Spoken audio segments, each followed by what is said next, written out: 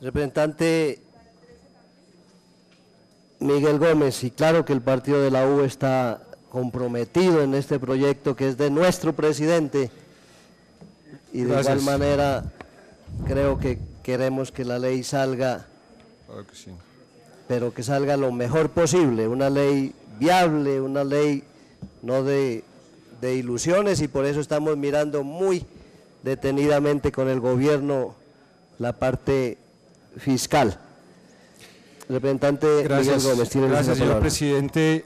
Y quisiera hacer dos comentarios iniciales. El primero, pues, naturalmente, anunciar el respaldo del partido de la U a esta iniciativa, cuyo origen es el gobierno del presidente Juan Manuel Santos. Y quisiera dejar muy en claro, primero, que en lo personal yo no me opongo a este proyecto, todo lo contrario, lo he estudiado con mucho detenimiento, y el número de proposiciones que he presentado a consideración de la mesa directiva es perfectamente razonable. Pero no quisiera esconder que tenemos 110 proposiciones para analizar, 50 de origen liberal y 36 del Polo Democrático, y que naturalmente esto va a requerir paciencia, detenimiento y estudio. Este es un proyecto de ley sin lugar a dudas histórico para este país.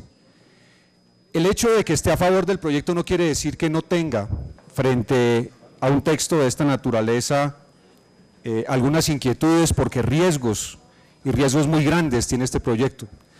Quisiera señalar algunos de ellos, los que me parecen más protuberantes. Primero, tal vez por primera vez en la historia de la humanidad, se está intentando hacer un proceso de reparación en medio del conflicto.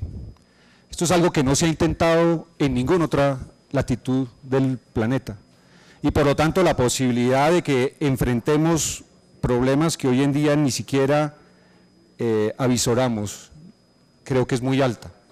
En medio de un conflicto que ha bajado su intensidad pero que persiste, vamos a intentar reparar y reconciliar a esta sociedad. Y ese es un riesgo para las víctimas, y es naturalmente un riesgo para el proyecto.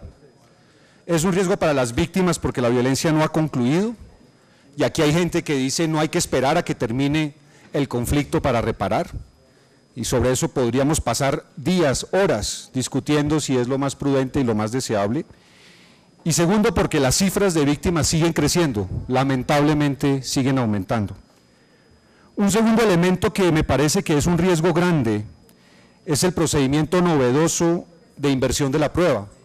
Yo personalmente estoy a favor de que invirtamos la prueba en el caso del despojo de tierras. Creo que es una medida audaz, pero creer que el despojo de las tierras permite invertir el proceso administrativo y judicial tradicional en nuestro país no va a ser fácil. Hay gente que sentirá que sus derechos van a ser atropellados. Hay gente que considerará que ese proyecto desconoce la estructura general del derecho a nivel nacional y a nivel mundial. Yo personalmente creo que el capítulo de tierras es un excelente compromiso entre lo posible y lo deseable. Y en líneas generales pienso que en materia de víctimas, restablecer el derecho de propiedad, del cual muchas personas fueron despojadas, es algo verdaderamente histórico, heroico y necesario. Un tercer nivel de riesgo de este proyecto es que primero debe pagar el victimario, segundo debe pagar el grupo de victimarios y tercero debería pagar la nación. Y lamentablemente el caso tal como lo estamos visualizando es que el Estado terminará siendo quien responda de manera masiva por daños que el Estado puede haber cometido por omisión, pero no cometió por acción. Yo creo que hay una duda muy grande sobre la viabilidad fiscal del proyecto. Yo no creo que el Estado colombiano sea responsable directamente por muchos de los casos que aquí se van a incluir en la ley. Sí creo que el Estado es un responsable indirecto, y lo es en algunos casos por omisión, por falta de voluntad política, por descuido administrativo, pero no es porque el Estado haya actuado en contra de los ciudadanos. Hay una enorme incertidumbre sobre los montos, enorme incertidumbre sobre los montos que el ministro de Hacienda tiene que responder ante esta comisión y ante la plenaria. Aquí no podemos pedirle al Congreso que defina los montos de las reparaciones sin que el Ministerio de Hacienda diga qué es lo que es posible y qué no es posible. También pienso que los modelos de reparación, los que se han intentado a nivel mundial, probablemente los más ambiciosos como el Plan Marshall, que lo que intentó fue recuperar a Europa y al Japón después de la Segunda Guerra Mundial, lo que impusieron fue reparaciones de tipo general, a lo que le tuvieron derecho los europeos fue a vías, a hospitales, a buena educación. Eso es lo que realmente repara el tejido social en el mediano plazo. No es el dinero que se le entrega puntualmente a una familia. Lo que hace que esta sociedad recupere su capacidad de vivir junta es la eficiencia de la inversión pública. Yo preferiría ese estilo de reparaciones generales de tipo simbólico. Preferiría muchísimo más eso que adentrarnos en el debate de las reparaciones individuales y materiales. No creo que exista